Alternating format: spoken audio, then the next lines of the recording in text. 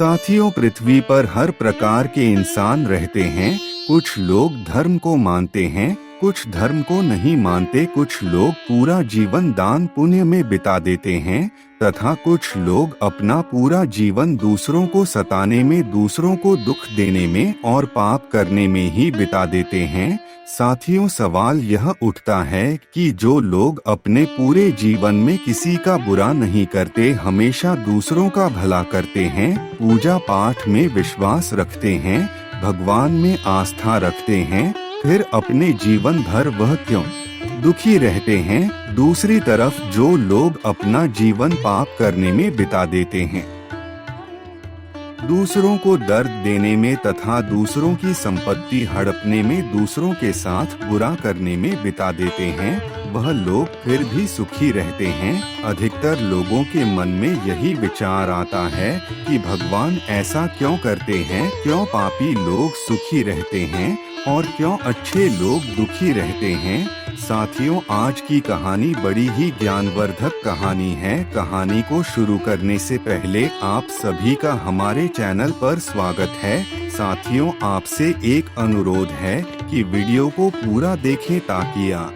सभी को इस बात का ज्ञान हो तथा वीडियो को ज्यादा से ज्यादा लोगों को शेयर करें और दोस्तों वीडियो को लिखें तथा चैनल को सब्सक्राइब जरूर करें। मित्रों, इस बात में कोई संदेह नहीं, क्योंकि हर इंसान यह देखा है कि मैं किसी का बुरा नहीं किया तब भी मेरे साथ इतना बड़ा होता है, और उसने कभी अच्छा नहीं किया वह फिर भी खुशी रहता है। साथ ही बहुत समय पहले की बात है, जब देव ऋषि नारद पृथ्वी पर घूमने के लिए आते हैं तो वह दोनों प्रकार के इंसानों को देखते हैं। वह एक इंसान को देखते हैं कि उसने अपना पूरा जीवन दूसरों के साथ अच्छा करने में ही बिता दिया, वह दूसरों की भलाई के लिए हमेशा उनके साथ देता है, वह फिर भी दुखी रहता है। तथा दूसरी ओर वह देखते हैं कि एक पापी जो पशु पक्षियों को पीता है, मारता है, दूसरों की संपत्ति हड़पता है, दूसरों को सताता है,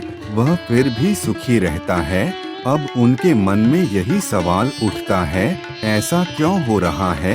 भगवान नारद इसी बात को सोते हुए भगवान श्री कृष्ण के पास द्वारिका पहुँचते हैं। भगवान श्री कृष्ण नारद जी का बहुत स्वागत करते हैं और उन्हें अपने कक्ष में ले जाते हैं। अब श्री कृष्ण नारद जी से पूछते हैं, हे नारद जी, आज कहाँ से आना हो रहा है? तब नारद जी कहते हैं, हे द्वारकाधीश, मैं पृथ्वी पर भ्रमण करने के लिए आया था, परंतु मैं वहाँ बहुत अजीब अजीब घटना देखी है। श्री कृष्ण जी पूछते हैं कि हे नारद जी, ऐसा क्या देखा है आपने? तब नारद सब बातों को बताते हैं तथा कृष्ण जी से कहते हैं, हे द्वारकाधीश, मेरे मन में यही सवाल उठ रहा है जिसका उत्तर आप ही दे सकते हैं, इसीलिए मैं पृथ्वी लोक से सीधा यहाँ आया हूँ। तब कृष्ण जी कहते हैं कि नारद जी बताएं, क्या सवाल उठ रहा है आपके मन में? निसंकोच बताएं, मैं आपको जरूर उसका उत्तर दूंगा। नारद जी कहते हैं, हे द्वारकाधीश, पृथ्वी लोक पर जो अच्छे लोग हैं वह दुखी हैं तथा जो पापी लोग हैं वह सुखी हैं। ऐसा क्यों है? तब कृष्ण जी कहते हैं कि नारद जी, आपने बहुत अच्छा प्रश्न किया है। मैं आपकी प्रश्न का उत्तर इस कहानी के माध्यम से आपको देता हूँ। नारद जी इस कहानी को ध्यान से सुना और पृथ्वी लोक पर मनुष्यों के पास इस कहानी के ज्ञान को जरूर पहुँचाना। तब श्री कृष्ण जी कहते हैं कि हम सबसे पहले हम बात करते हैं कि अच्छे लोगों को भगवान दुख क्यों देते हैं, तो मैं कहानी के द्वारा आपको समझते हैं।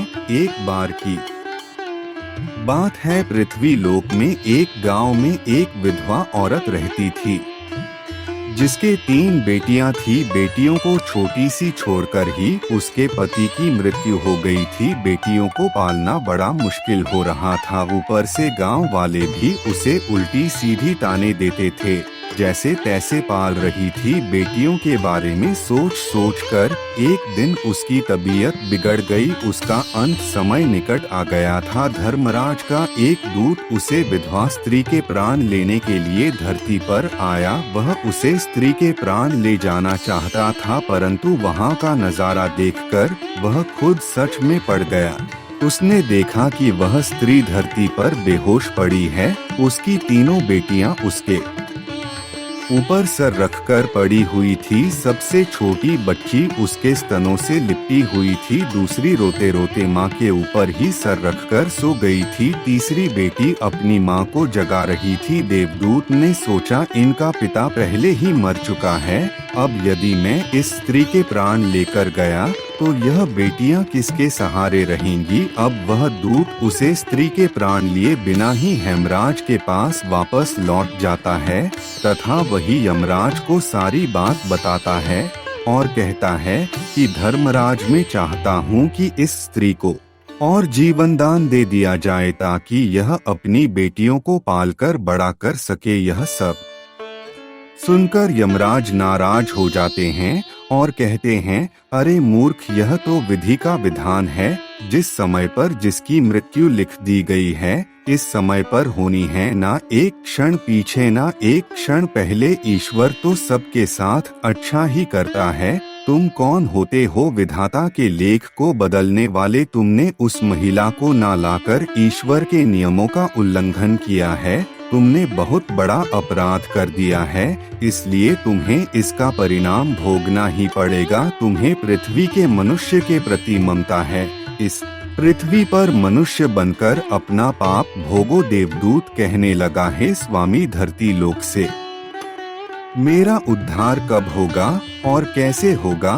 तब धर्मराज कहते हैं, धरती पर जाकर जब तुम 3 बार अपनी सत्ता पर खिलखिलाकर हंसोगे तब तुम्हारा उद्धार हो जाएगा। मित्रों, इतना कहकर धर्मराज ने उस दूत को धरती पर धकेल दिया। वो धरती लोक पर मनुष्य शरीर में आ चुका था। उसके शरीर पर वस्त्र नहीं थे। देवदूत ने जन्म तो नहीं लिया, पर वो निर्वस्त्र ही एक सड़क के किनारे पड़ा ठंड से कांप रहा था। वहीं से एक मोची गुजर रहा था। वो मोची ठंड से बचाने के लिए अपने बच्चों को कपड़े लेने जा रहा था। रास्ते में ठंड से कांपते हुए निर्वस्त्र व्यक्ति को देखकर उसे दया आ गई। उसने अपने बच्चों को तो कपड़े नहीं लिए, लेकिन उस देवदूत को कपड़े और कंबल जरूर खरीद लाया और वह कपड़े लाकर उस देवदूत को दे दिए। मुझमें पर बहुत बड़ा उपकार किया है, पर भाई मेरा कोई घर, कोई भाई बहन, कोई माता पिता नहीं है। मैं कहाँ रहूँगा। यह बात सुनकर मोची कहता है, भाई तुम मेरे घर चलो। अब वो मोची उस देवदूत को लेकर अपने घर पहुंचा। उधर मोची की पत्नी ने देखा कि उसका पति बच्चों को कपड़े लेने गया था। कपड़े तो कुछ लाया नहीं, उल्टा एक आदमी को घर ले आया है।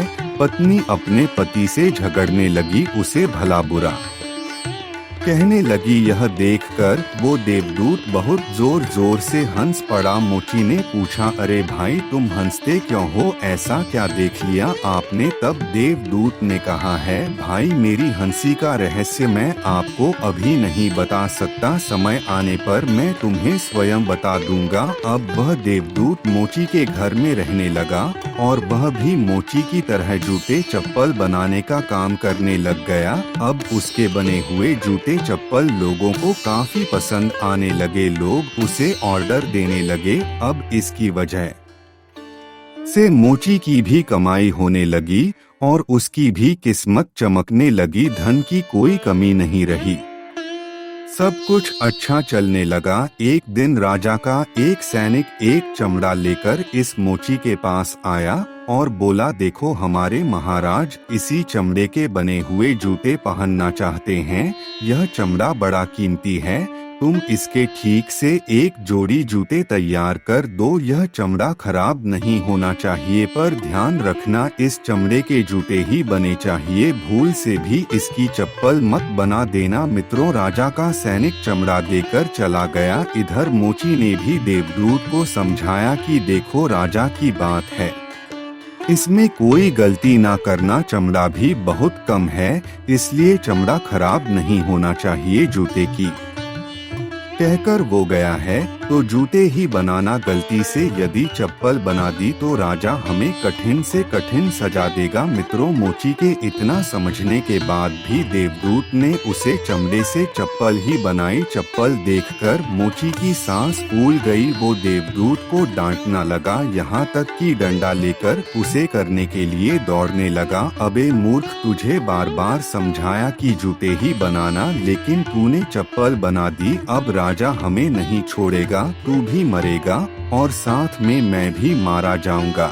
वह हमारे पूरे घर को फैंसी लगता देगा। मित्रों, मोची को अत्यंत दुखी देखकर कम बिगाड़कर अब हंस रहा है। वो देखो, जूते लेने के लिए राजा का सैनिक आ रहा है। मित्रों, सैनिक को देखकर मोची के हाथ पैर फूल गए कि अब ये जूते मांगेगा तो मैं कहाँ से दूंगा। तब तक वो सैनिक पास में आ गया और बोला है, मोची भाई, कल मैं जो तुम्हें चमड़ा दे गया था उसके जूते मत बनाना, चप्पल बना देना, क्योंकि राजा साहब का देहांत हो गया है और यहाँ की ये प्रथा है कि मरने वाले व्यक्ति को चमड़े की चप्पल पहनाकर अर्थी पर लिटाया जाता है। मित्रों, सैनिक की बात सुनकर मोची को ऐसा लगा जैसे मरे हुए शरीर में प्राण आ गए हो। उसके हाथ से डंडा छूटकर जमीन पर गिर पड़ा और उसने देवदूत के पैर पकड़ लिए और वह देवदूत से माफी मांगने लग गया। इस पर भी वह देवदूत हंसता रहा। अब मुझे उससे पूछता है कि भाई तुम क्यों हंस रहे हो। तब देवदूत कहता है, भाई समय आने पर बताऊंगा। कुछ दिनों बाद मोची की दुकान पर 3 नौजवान लड़कियां एक बुढ़िया के साथ आई थी। उन तीनों लड़कियों की शादी होने वाली थी। वह अपने लिए जूते का नाप देने आई थी। उन लड़कियों को देखकर देवदूत ने पहचान लिया कि ये वही तीनों लड़कियां हैं जिनकी मां के प्रमाण ने लेने के कारण आज मैं अपने किए की सजा भोग रहा हूं। पर ये लड़कियां तो अब जवान हो चुकी है, काफी सुंदर भी है। यह देखकर वह देवदूत उसे बढ़िया से पूछता है कि उनकी माता कोई और थी। इस पर वह बुढ़िया रहती है। हाँ बेटा, इनकी माँ ने बचपन में छोड़कर मर गई। उसके बाद मैंने पल है और मेरे पास खूब धन दौलत है, पर दुर्भाग्य से मेरा भी कोई नहीं है, तो मैंने इन्हें रख लिया। अब 2-4 दिन में इनका बहुत ऊंचे घराने में रिश्ता होने वाला है और इनकी बहुत अमीर पतियों से शादी होने वाली है। लड़कियों का भाग्य देखकर देवदूत सोचने लगा, परमात्मा जो करता है अच्छा ही करता है। यदि उस समय इनकी माँ नहीं मरती तो ये तीनों गरीबी, भुखमरी और दरिद्रता में पड़ी रहती। इनकी माँ के मरने के कारण आज ये तीनों लड़कियाँ बहुत बड़े घरों की बहुएं बनने जा रही हैं और इस बुढ़िया की करोड़ों की संपत्ति की मालिक भी बन चुकी है। यह बात सोचकर देवदूत पहले की अपनी मूर्खता को याद करके जोर जोर से हंसने लगा। वो 3 बार हंस चुका था। मोची ने पूछा है, भाई अब तुम किस लिए हंस रहे हो, कृपया अपनी हंसी का रहस्य समझाइए। तब देवदूत बोला है, भाई मैं 3 बार हंस चुका हूँ, अब मैं तुम्हें अपनी हंसी का कारण बताता हूँ। सुनो, मैं एक देवदूत अभी अभी जो 3 लड़कियां जूते का नाप देने आई थी। जब ये तीनों छोटी थी तो इनकी मां मर गई, पिता पहले ही मर चुका था। इन तीनों लड़कियों पर तरस खाकर मैं इसकी मां के प्राण नहीं लिए। इस कारण धर्मराज ने मुझे दंड देकर धरती पर भेज दिया। मैं निर्वस्त्र एक सड़क किनारे पड़ा था, तब तुम मुझे अपने घर लाए। घर आकर तुम्हारी पत्नी तुमसे खूब लड़ी थी, वो भी इसलिए कि तुमने अपने बच्चों के कपड़ों के पैसों से मेरे लिए कंबल और कपड़े खरीद दिए। तब मैं पहले बार तुम्हारी पत्नी की मूर्खता को देखकर बहुत हंस था। तुम्हारी पत्नी उन पैसों को देखकर दुखी हो रही थी जो तुमने मेरे ऊपर खर्च किया थे, पर तुम्हारी पत्नी उस लाभ को नहीं देख रही थी जो मेरे आने के कारण तुम्हारे घर की किस्मत बदलने वाली थी। दूसरी बार मुझे हंसी तुम्हारी मूर्खता को देखकर आई जब तुम राजा के जूते न बनाने के कारण मुझे पीटने के लिए डंडा लेकर दौड़े थे। उस समय तुम राजा के जूते वाली बात सोच रहे थे, पर तुम्हें यह नहीं मालूम था कि राजा के साथ में क्या घटना घट गई है, जो राजा को जूते से अधिक चप्पलों की आवश्यकता पड़ गई है। हम वही देखकर या सोचकर दुखी या सुखी हो जाते हैं जो हम देखते हैं, परंतु हम यह नहीं देख पाते कि भगवान ने हमारे लिए ऐसा क्यों किया है। कभी कभी हम अपने साथ हुए अच्छे काम के लिए खुशी मनाते हैं और कुछ ही दिनों बाद हमारे साथ कुछ बुरा हो जाता है, तब हम भगवान को कोसने लग जाते हैं, परंतु यह नहीं सोचते कि हो सकता है कि हमारे साथ फिर से अच्छा हो या यह बड़ा हमारे अच्छे भविष्य के लिए हुआ होगा। साथियों, भगवान हमेशा अच्छा करते हैं, यह तो हमारी सोच के ऊपर होता है कि हमें अच्छा और बुरा लगता है। इसलिए दोस्तों, हमें अपने साथ हुए अच्छे या अपने साथ में बुरे को भगवान की इच्छा समझकर हमें स्वीकार करना चाहिए, क्योंकि दोस्तों सुख दुख ही जिंदगी के पहलू हैं। जिंदगी में सुख भी आएगा और दुख भी आएगा, इसलिए दुखने पर ना ही तो हमें ज्यादा दुखी होना चाहिए और सूखने पर ना ही हमें ज्यादा खुश होना चाहिए। यह तो भगवान की लीला है, यह सब भगवान की देन है। इसलिए ऐसा नहीं है कि जो पापी लोग होते हैं वह खुशी होते हैं या जो अच्छे लोग होते हैं वह दुखी होते हैं। यह हमारी सोच है। तो चलिए साथियों, कहानी कैसी लगी कमेंट में लिखकर जरूर बताना और दोस्तों वीडियो को लाइक तथा चैनल को सब्सक्राइब जरूर कर लेना। मिलते हैं अगली जानकारी के साथ, तब तक के लिए अपना ध्यान रखना। धन्यवाद।